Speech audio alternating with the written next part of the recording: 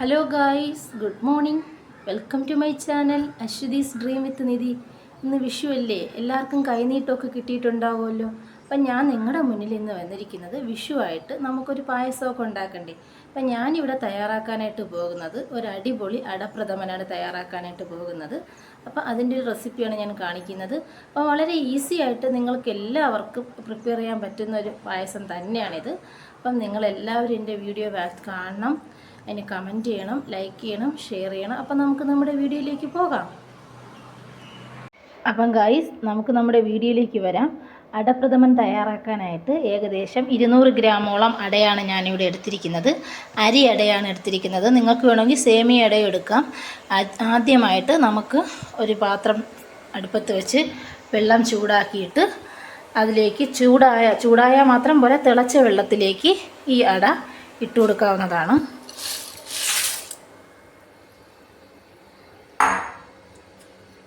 എന്നിട്ട് നന്നായിട്ടൊന്ന് ഇളക്കി കൊടുക്കണം.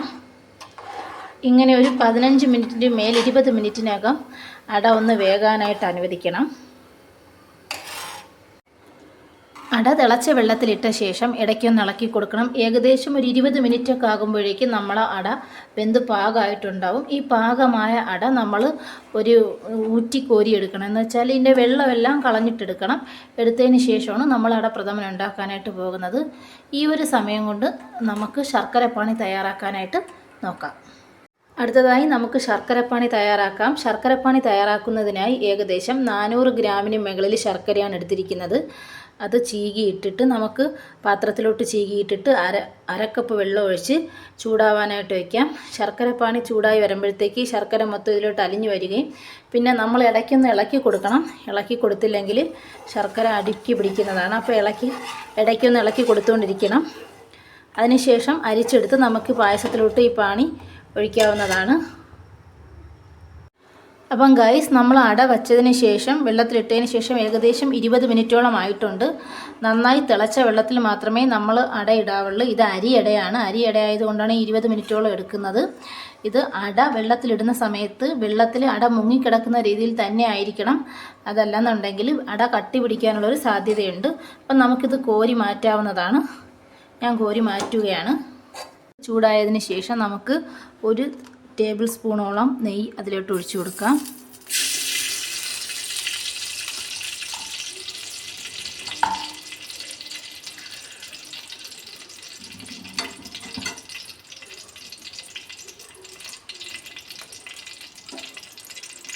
തേങ്ങാക്കൊത്തിട്ടിട്ടുണ്ട്.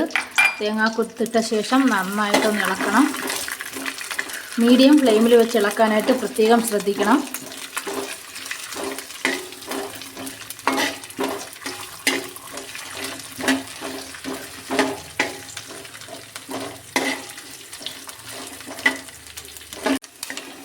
തേങ്ങാക്കൊത്ത് നിറമൊന്ന് മാറി വരും. ഏകദേശം ഒരു ഗോൾഡ് കളർ ആകുമ്പോഴത്തേക്ക് നമുക്കതിലേക്ക് അണ്ടിപ്പരിപ്പ് ഇട്ട് കൊടുക്കാം.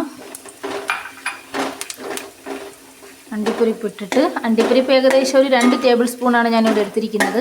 അണ്ടിപ്പരിപ്പായാലും തേങ്ങാക്കൊത്തായാലും മുന്തിരിങ്ങയായാലും അതൊക്കെ നിങ്ങളുടെ ഓരോരുത്തരുടെയും ടേസ്റ്റ് അനുസരിച്ച് കൂടുതലും കുറവൊക്കെ ഇടാം. ഞാനിവിടെ 2 ടേബിൾ സ്പൂൺ അണ്ടിപ്പരിപ്പ്, 2 ടേബിൾ സ്പൂൺ മുന്തിരിങ്ങ, അങ്ങനെ ഒരു കണക്കിലാണ് എടുത്തിരിക്കണം. ഇനി മുന്തിരിങ്ങയും കൂടി ഇടുവാണ്. 3 കൂടെ ഇട്ടിട്ട് നന്നായിട്ടൊന്ന് വഴറ്റി മൂപ്പിച്ചെടുക്കണം. ഏതാണ്ട് പാകമായിട്ടുണ്ട്.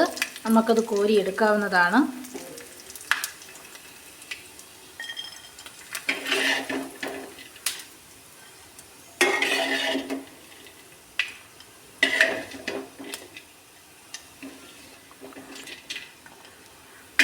തേങ്ങാക്കൊത്തെല്ലാം വറുത്ത് കോരിയിട്ടുണ്ട്. തേങ്ങാക്കൊത്ത്, അണ്ടിപ്പരിപ്പ്, മുന്തിരിങ്ങ ഇതൊക്കെ വറുത്ത് കോരി മാറ്റി വെക്കണം. ഇനി ബാക്കി എണ്ണയിലേക്ക് നമുക്ക് തയ്യാറാക്കി വെച്ചിരിക്കുന്ന അട നമ്മൾ ഊറ്റി കോരിയതിന് ശേഷം ഏകദേശം 3-4 വെള്ളത്തിൽ നന്നായിട്ട് കഴുകിയിട്ടാണ്, 3-4 തവണ വെള്ളത്തിൽ നന്നായി കഴുകിയതാണ്. അത് നമുക്കിതിലേക്ക് ഇട്ട് കൊടുക്കാവുന്നതാണ്. നെയ്യിലോട്ട് ഇട്ട് കൊടുക്കാവുന്നതാണ്. അപ്പോൾ നന്നായിട്ടൊന്ന് ഇളക്കി കൊടുക്കണം.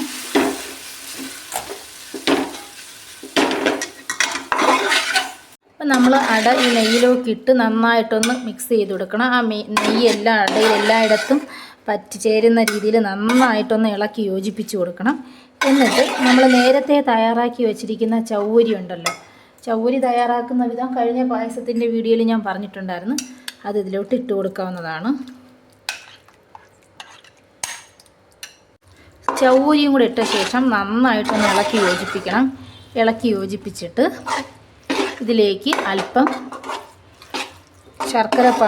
ശർക്കരപ്പാനിയല്ല, വേണമെങ്കിൽ അല്പം ചൂടുവെള്ളം ഒഴിച്ചു കൊടുക്കാം. ഞാനിവിടെ ഒഴിക്കുന്നില്ല, ശർക്കരപ്പാനിയാണ് ഒഴിച്ചു കൊടുക്കുന്നത്.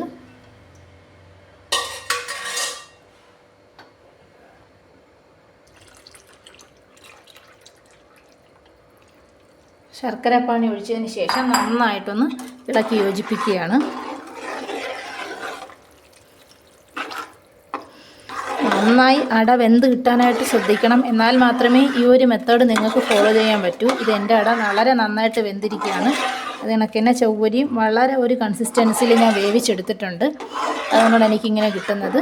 ഇതൊരു 2-3 മിനിറ്റ് ഒന്ന് ഇളക്കി കൊടുക്കണം.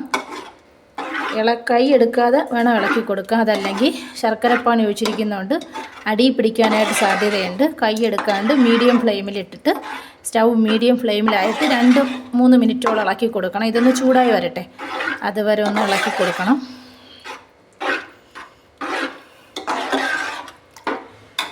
ഏകദേശം ഒരു 3 മിനിറ്റ് ആയിട്ടുണ്ടാവും. ഇനി നമുക്കിതിലേക്ക് തയ്യാറാക്കി വച്ചിരിക്കുന്ന തേങ്ങയുടെ 2ാം പാൽ ഒഴിക്കാം. ഏകദേശം 1.5 തേങ്ങയുടെ പാലാണ് ഞാനിവിടെ എടുത്തിരിക്കുന്നത്.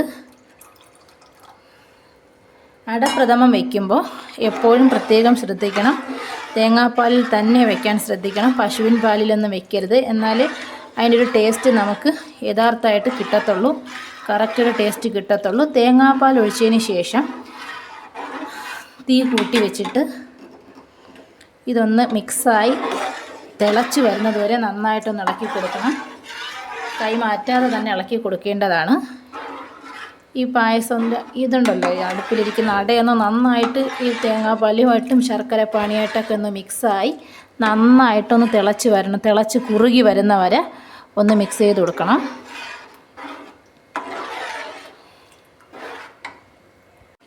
അപ്പം 2ാം പാൽ ഒഴിച്ചാൽ നമ്മൾ അടപ്രഥമൻ ഏതാണ്ട് കുറുകി വന്നിട്ടുണ്ട്. ഇനി ഇതിലേക്ക് നമുക്ക് ചേർക്കാനുള്ളത് 1/2 ടീസ്പൂൺ അളവിൽ ചുക്ക് പൊടിച്ചതും 1/2 ടീസ്പൂൺ അളവിൽ ഏലക്ക പൊടിച്ചതും കൂടെ ചേർത്ത് നന്നായിട്ടൊന്ന് ഇളക്കി യോജിപ്പിക്കുകയാണ്.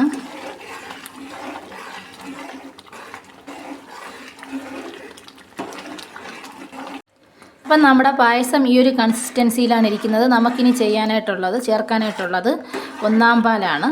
1ാം പാലും കൂടെ ചേർത്ത് കൊടുക്കുകയാണ്. 1ാം പാൽ ചേർത്ത് കൊടുത്തിട്ട് ഒന്ന് ഇളക്കിയെടുക്കാം. ഇളക്കിയെടുത്തിട്ട് നന്നായിട്ടൊന്ന് ചൂടായതിന് ശേഷം നമുക്ക് സ്റ്റൗ ഓഫ് ചെയ്യാവുന്നതാണ്. വളരെ സ്വാദിഷ്ടമായൊരു റെസിപ്പിയാണിത്. എല്ലാവർക്കും ഈ ഒരു വിഷു സമൃദ്ധിയുടെയും സമ്പത്തിൻ്റെയും ഐശ്വര്യത്തിൻ്റെയൊക്കെ ആവട്ടെ എന്ന് ഞാനും പ്രാർത്ഥിക്കുന്നു. ഞാനിന്ന് വളരെ ഹാപ്പിയാണ് ഇങ്ങനെയൊരു റെസിപ്പി നിങ്ങളുടെ മുന്നിൽ പ്രസൻറ്റ് ചെയ്യാൻ കഴിഞ്ഞതിൽ. അപ്പോൾ നിങ്ങളും വളരെ സന്തോഷമായിട്ട് ഇങ്ങനെയുള്ള റെസിപ്പികളൊക്കെ ട്രൈ ചെയ്യാവുന്നതാണ്. കണ്ടോ, വളരെ ടേസ്റ്റി ആയിട്ടുള്ള, ഞാൻ ആഗ്രഹിച്ച കണക്കത്തൊരു റെസിപ്പി തന്നെയാണ് ഇവിടെ കിട്ടിയിട്ടുള്ളത്. സ്പെഷ്യൽ അടപ്രഥമനാണ്. നിങ്ങളും ട്രൈ ചെയ്ത് നോക്കണം. കുക്കിങ്ങിൻ്റെ സ്റ്റാർട്ടിങ്ങിൽ നമുക്ക് വലുതായിട്ട് അറിയാത്തൊരു വ്യക്തിക്ക് പോലും വളരെ ഈസി ആയിട്ട് തയ്യാറാക്കുന്ന ഒരു റെസിപ്പി തന്നെയാണിത്. അപ്പം നിങ്ങളെല്ലാവരും എൻ്റെ ചാനൽ സബ്സ്ക്രൈബ് ചെയ്യണം. ചാനലിൻ്റെ പേരറിയാമല്ലോ, അശ്വതീസ് ഡ്രീം വിത്ത് നിധി. ഫ്രണ്ട്സിനൊക്കെ ഷെയർ ചെയ്യണം, പിന്നീട് കമൻ്റ് ഇടണം, ലൈക്ക് അടിക്കണം, എല്ലാം ചെയ്യണം.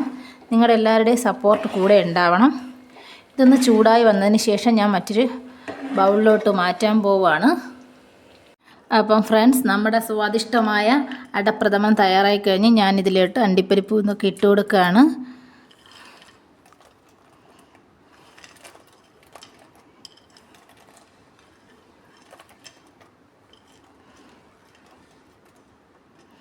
വളരെ ടേസ്റ്റി ആയിട്ടുള്ളൊരു പായസ റെസിപ്പി തന്നെയാണിത്. നിങ്ങളെല്ലാ പേരും ഇത് ലൈക്ക് ചെയ്യണം, ഷെയർ ചെയ്യണം, കമൻറ്റ് ചെയ്യണം, ഉണ്ടാക്കാനായിട്ട് ശ്രമിക്കണം. അപ്പോഴത്തേക്ക് അടുത്ത ദിവസം പുതിയൊരു വീഡിയോയുമായിട്ട് നമുക്ക് വീണ്ടും കാണാം. അതുവരേക്കും good bye to all. Have a nice day. Tata, bye by.